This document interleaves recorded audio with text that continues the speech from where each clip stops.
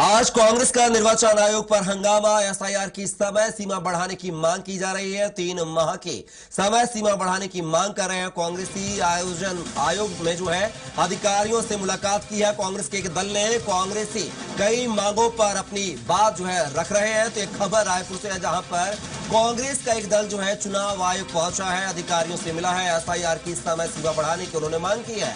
उन्होंने कहा है कि 1 महीने का समय नाकाफी है, इसके लिए 3 महीने का समय और दिया जाए। और इसी खबर पर ज्यादा जानकारी के साथ सहयोगी जो है राहुल अग्निहोत्री लगातार लाइव हमारे साथ बने हुए हैं। और राहुल, बात किया है कांग्रेस का एक डेलीगेशन जो है वो चुनाव आयोग से मिला है। एसआईआर की समय सीमा बढ़ाने को लेकर मांग की गई है, आखिर क्या कुछ जानकारी?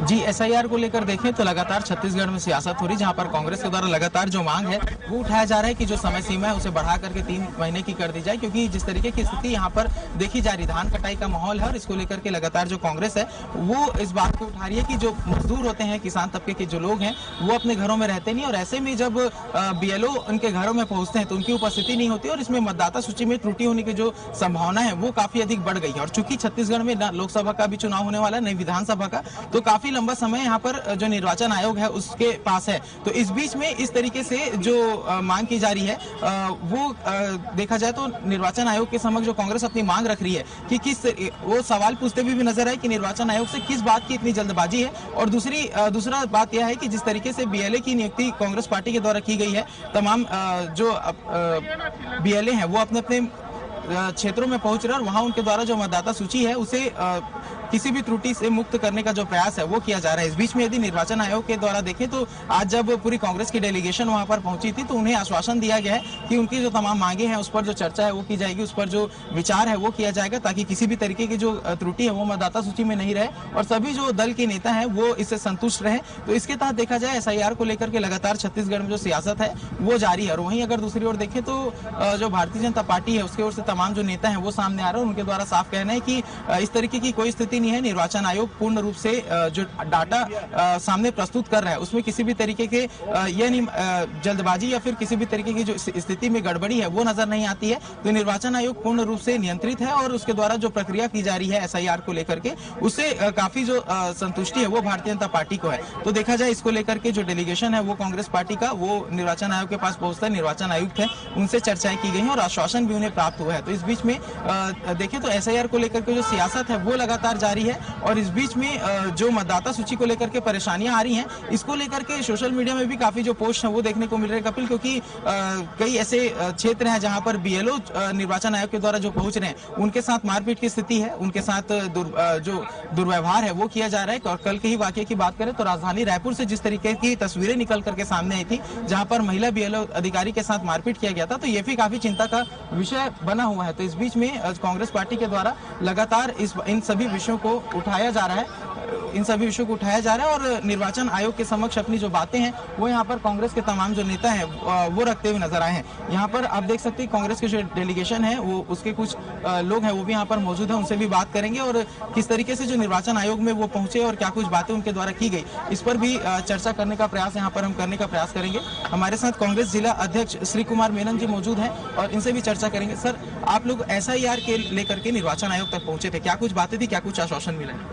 देखिए, एसआईआर को लेकर बहुत सारी कॉम्प्लिकेशंस है। पहली बात तो छत्तीसगढ़ के अंदर जैसे अगर देखेंगे कि 3 साल अभी चुनाव को है और बहुत जल्दीबाजी में एसआईआर की प्रक्रिया को किया जा रहा है और कॉम्प्लिकेशन इतने हैं कि जैसे आज किसान लोग, कई लोग बाहर गए हैं, कई मजदूर लोग हैं, किसान लोग अपने काम में व्यस्त है, टीचर्स लोगों को एग्जाम है और अन्य कामों में व्यस्त है, पढ़ाई डिस्टर्ब हो रही है। अगर लंबा समय तक अगर ये चलता तो लोग आराम से उसको जोड़ के कर सकते थे, लेकिन जिस कम समय में एक शॉर्ट पीरियड में किया जा रहा है इसमें ये संभावना बनेगी कि जो वैलिड वोटर है, जो सही वोटर है, उनके नाम कट सकते हैं। इन्हीं संभावनाओं को दूर करने के लिए, आशंकाओं को दूर करने के लिए ही हम सब आज गए थे। वरिष्ठ नेताओं गए थे, तो वरिष्ठ नेताओं जो प्रभारी हैं वो सब मिलकर गए थे, बात किए हैं, चर्चा किए हैं और उनको इस बात की जानकारी दी है कि क्या क्या दिक्कतें आ रही हैं। खासकर भाजपा के नेताओं के द्वारा दबाव डाला जा रहा है, जो फॉर्म्स अपने पास मंगाए जा रहे हैं उनके द्वारा। इसके अलावा भाजपा के कई लोगों के द्वारा मारपीट की जाती है, घटना आपको भी मालूम है, रायपुर के अंदर में घटना, अन्य जगह पर 27 से ज्यादा पूरे देश के अंदर बीएलओ मर चुके हैं। यह प्रेशर का जो माहौल है वो छोड़कर आराम से प्रक्रिया को किया जाए, आराम से उन प्रक्रिया के माध्यम से लोगों के नाम को जो देखने का है काम वो चुनाव आयोग करो, हमारी सहमति है, कहीं ऐसा नहीं कि हम नहीं चाहते, लेकिन ये प्रेशर के द्वारा या नाम फॉर्म वापस मंगाने का तरीका, ये सब आपत्तिजनक है। इन सब बातों को लेकर हम लोगों ने विरोध व्यक्त किया है। लेकिन बीजेपी के द्वारा तो कहा जा रहा है कि जो निर्वाचन आयोग जो डाटा प्रेजेंट कर रहे हैं, जिस तरीके से प्रक्रिया चल रही, काफी संतोषजनक है, कहीं भी हड़बड़ाहट नजर नहीं आती। देखिए, बीजेपी का कहना ठीक है, बीजेपी अगर कह रही है ऐसी बातें हैं तो 27 लोग देश में कैसे मर जाते हैं? क्या इन 27 लोगों की मौत की जिम्मेदारी भाजपा के राष्ट्रीय अध्यक्ष लेंगे, चुनाव आयोग ज्ञानेंद्र कुमार लेंगे? भाई 27 परिवार डिस्टर्ब हुए और कई ऐसे लोग बीमार पड़ रहे हैं, अन्य चीजों परेशान हैं, इन सबको आखिर देखे कौन? ये जिम्मेदारी चुनाव आयोग क्यों नहीं लेता है? चुनाव आयोग को इस बात की जिम्मेदारी लेना चाहिए। और हमारा कहना है कि आप जब जिन राज्यों में आप प्रक्रिया कर रहे हैं, जिन राज्यों में चुनाव नहीं है पास में, उनके लिए तो कम से कम आप समय लीजिए, लंबा समय देंगे ज्यादा अच्छे से होगा।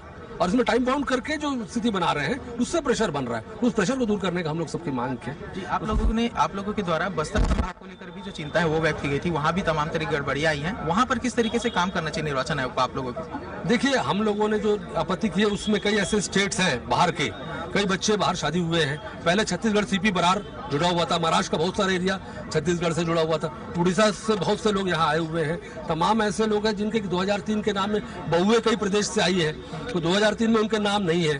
जो 2003 में नाम नहीं है उनके नाम को, जैसे एक आपत्ति जी ने बात गृह मंत्री विजय शर्मा ने कहा कि 2003 में नाम जिनका है या नहीं है उन लोगों के खिलाफ FIR होनी चाहिए। तो क्या वो एक गृह मंत्री होने के नाते क्या ऐसा कह सकते हैं कि 2003 में नाम ना होना और अभी होना, उसका FIR होना चाहिए करके? 2003 में बहुत लोगों के नाम नहीं थे, उनके अपने परिवार में कई लोग ऐसे होंगे, लेकिन ऐसे आपत्तिजनक बातों का ही विरोध दर्ज करने के लिए हम सब पहुंचे। क्या कुछ आश्वासन दिया गया आप लोगों को? लेकिन उनके द्वारा बहुत सारी बातों का संज्ञान लिया गया। उन्होंने कहा है कि हम यहीं पर अपने स्तर पर बहुत सारी चीजों को करेंगे, और अन्य बातों को उन्होंने अपने जो मुख्य चुनाव आयुक्त है उस कार्यालय में भिजवाने की बात कही है। लेकिन हम इस विरोध के माध्यम से आम जनता तक इस बात को पहुंचाना चाहते हैं कि इस प्रक्रिया को और अच्छे तरीके से चुनाव आयोग कर सकता था, लेकिन वो कहीं ना कहीं रुकावट ला रहा है, काम को गलत तरीके से कर रहा है। इस बात की जनता को जानकारी होनी चाहिए। आप लोगों की कुछ रणनीतिक तैयारी क्या था कि जनता तक पूरी तरीके से बात को लेकर जाए? कोई प्रदर्शन, किसी आंदोलन की तैयारी में आप लोग? देखिए, निश्चित रूप से अगर संतोषजनक नहीं रहा, अभी इनका जो रिपोर्ट आएगी, जब उसमें सुनवाई होगी, उसमें अगर नहीं लगेगा कि कहीं जानबूझकर लोगों के नाम काटे जा रहे हैं, गलत तरीके से काटे जा रहे हैं, तो उसके बाद फिर सड़क पर आकर हम लोग लड़ाई लड़ेंगे ही। और हमारा एक और बात कहना था कि हम ये राहुल, कहीं ना कहीं कांग्रेस की अपनी एक दलील है और दिख रहा हो कि अब चुनाव आयोग क्या कुछ फैसला लेता है। फिलहाल के लिए आप हमारे साथ बने रहिएगा राहुल, आगे आपसे और भी जानकारी साझा करेंगे।